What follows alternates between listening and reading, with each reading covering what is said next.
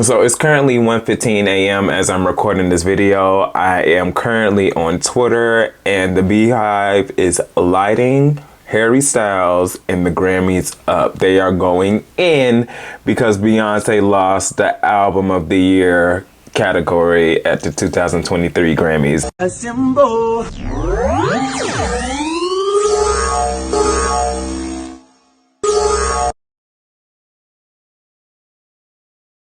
Don't that you think, but she do.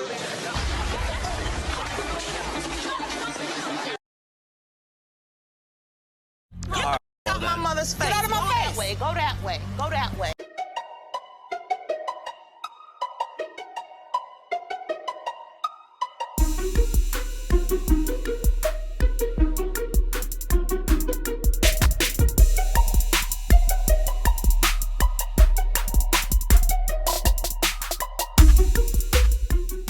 So the 2023 Grammys just finished.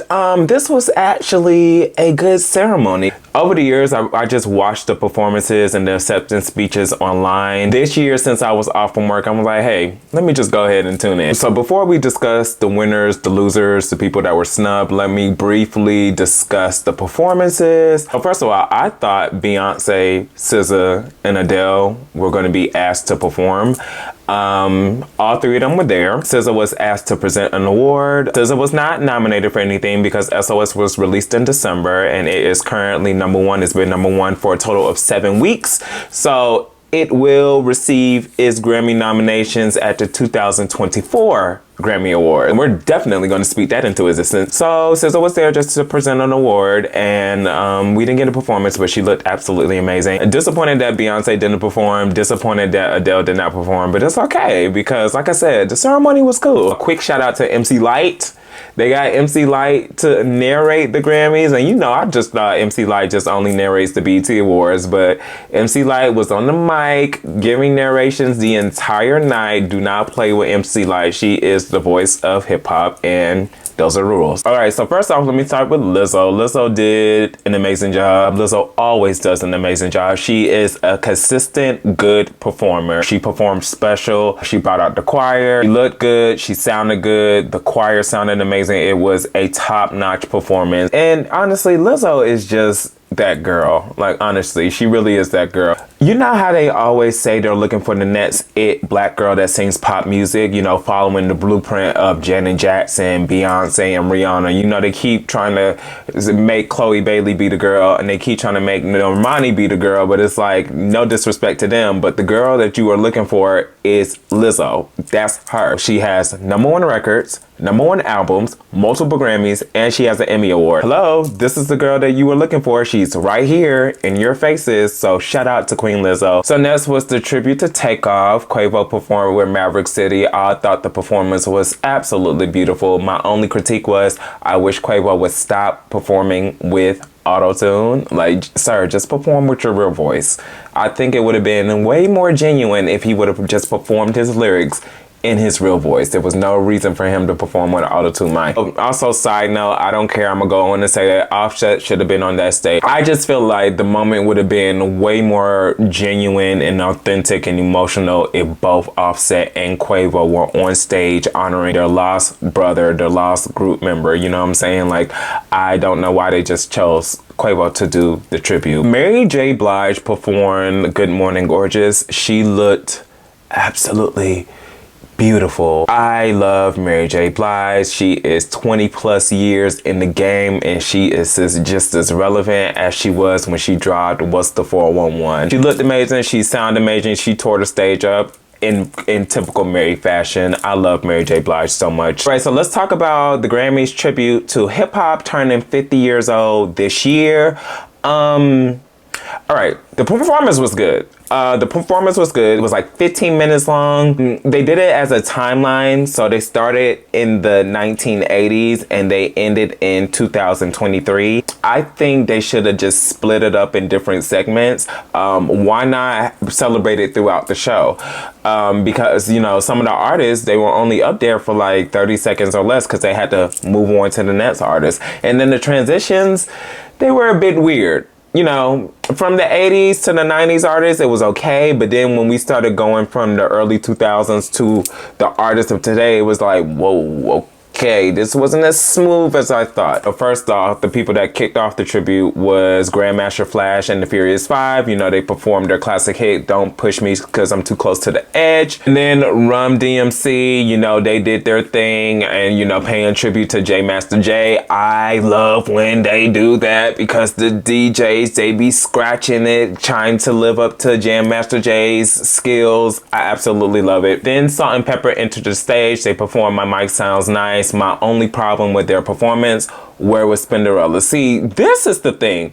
People try to act like Spinderella is just their DJ. No, Spinderella is a contributing artist. She has verses on their songs. Like, she participates in rapping in their songs. So I don't know why they try to act like Spinderella is just a DJ. No, she is a contributing member to Salt and Pepper. So she should have been on that stage with them. And then Queen Latifah came out and, you know, she performed UNITY.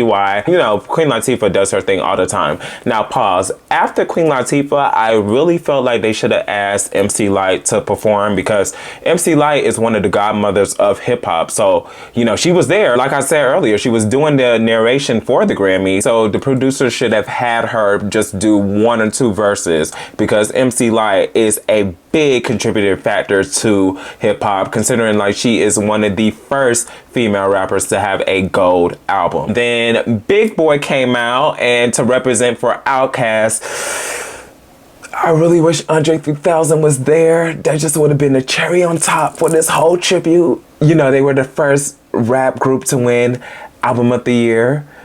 Man, I wish it was just both of them, but it's okay. Big Boy held it down for Outkast. And the transition went from Outkast to Busta Rhymes. Busta Rhymes did his thing. He came out to Put Your Hands Where I Can See. Of course, that is just one of his classic joints.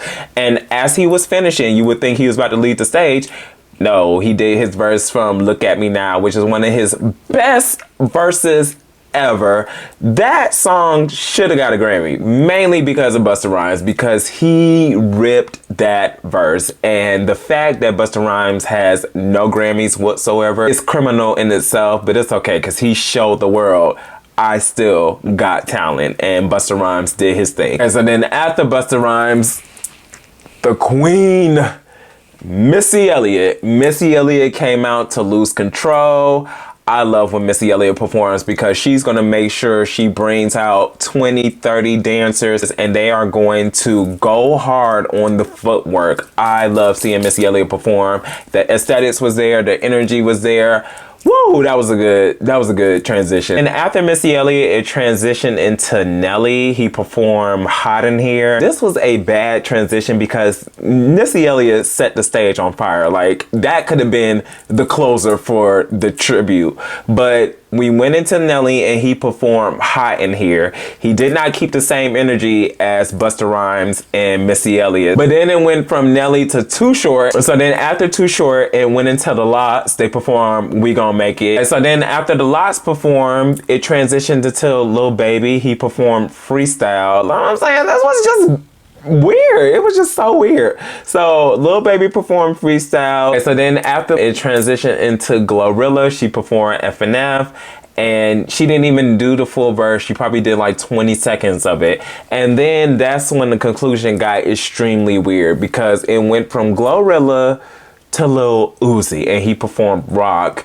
And he didn't even have a mic in his hand. He wasn't even performing. So it was pretty much the dancers around the stage that was getting the song hype. And that was the end of the performance. Yeah. They should have split that up. Anybody that performed after Missy Elliott, they did not keep the same energy that Missy Elliott and Busta Rhymes had after their performances. So it was just weird.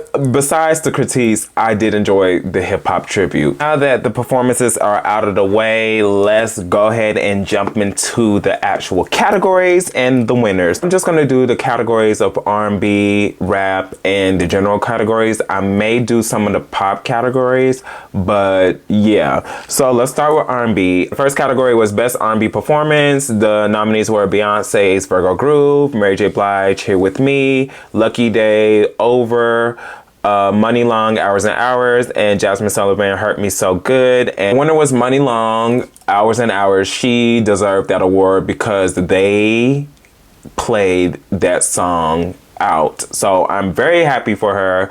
Long overdue. She is a former songwriter turned artist, and she had a big night at the Soul Train Awards, and she finally got her just due at the Grammys. So congratulations to Money Long. Next is Best R&B Song. Nominees was Beyonce, Cuff It, Mary J. Blige, Good Morning Gorgeous, Money Long, Hours and Hours, Hurt Me So Good by Jasmine Sullivan, and PJ Morton, Please Don't Walk Away.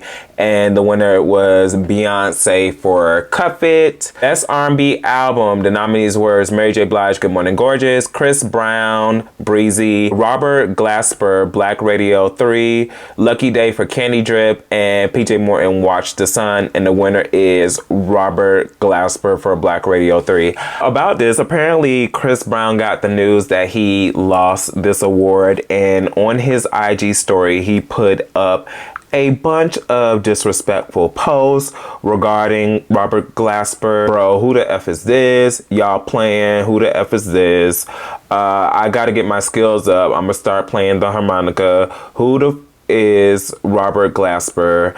New Level Unlocked, Harmonica Breezy. I just thought that was absolutely corny and disrespectful. Chris Brown, see, this is why we can't like defend you whenever bad things happen to you. You are just so problematic. Why are you tearing down another R&B artist? You know what I'm saying? Like, that is just like straight up disrespectful. And to be honest, your album wasn't even all that great. And to quote T-Pain, you put out the same music every year. Anyway, let's move on to the rap category. Rap was a little bit weak last year. Of 2022, the only albums I really care for was Gunna and Kendrick Lamar's, and Her Loss, Drake and 21 Savage, and Lotto 777. That was a good rap album. And Dirk, and then Lil Durk 7220. But that was about it. And then looking at these nominations, I was just like, yeah, rap sucked last year. So best rap performance, we got DJ Khaled for God Did, Doja Cat for Vegas, Gunna for Pushin' P, Glorilla for FNF, and Kendrick Lamar, The Heart Part 5 award went to Kendrick Lamar. Not surprising, very cliche.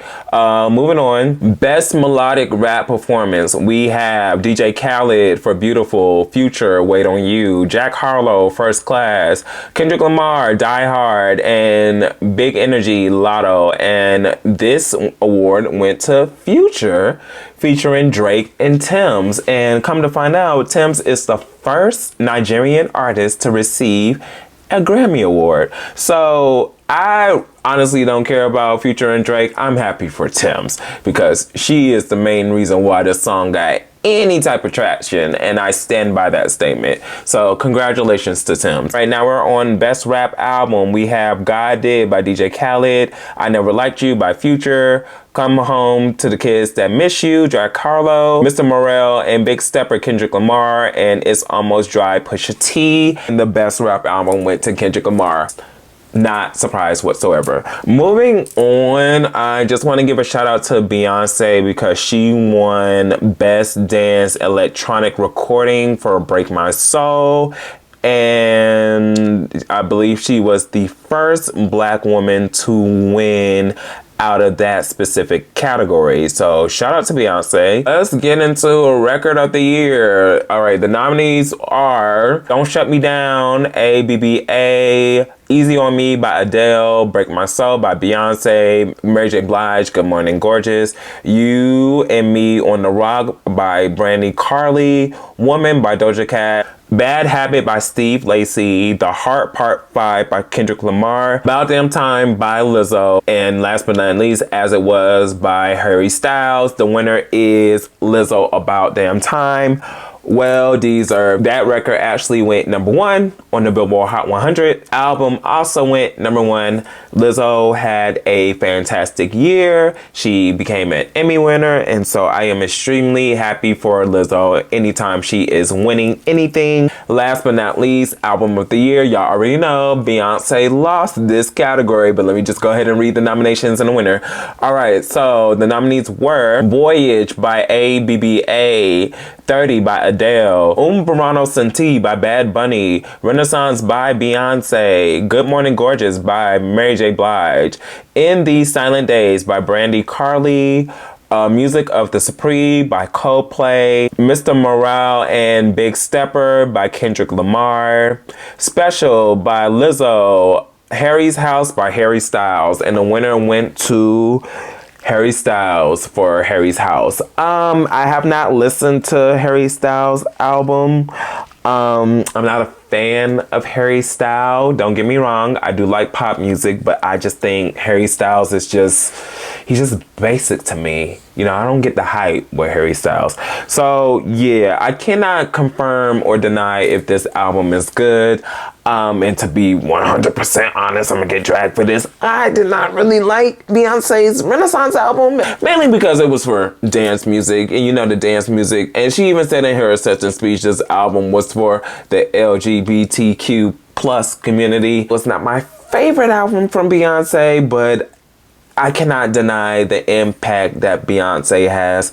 I strongly believe that she definitely deserved this Album of the Year. And I seen a tweet saying Beyonce is the most awarded artist of the Grammys. Beyonce has a total of 32 Grammy Awards. So that means Beyonce is the most awarded artist ever by the Grammys. What's being said is they're trying to give Beyonce this history-making record to make up for the fact that they keep snubbing her for Album of the Year. She lost to Taylor Swift for I Am Sasha Fierce. She lost to Beck for her self-titled album. She lost to Adele for Lemonade, and now she lost to Harry Styles for Renaissance. So yeah, that is 4 times in a row that Beyonce has lost the Album of the Year category, and that specific category has not been won by a black woman since the Miseducation of Lauryn Hill, and that was in 1999. That is the reason why people have such a big problem with this, that Beyonce is not getting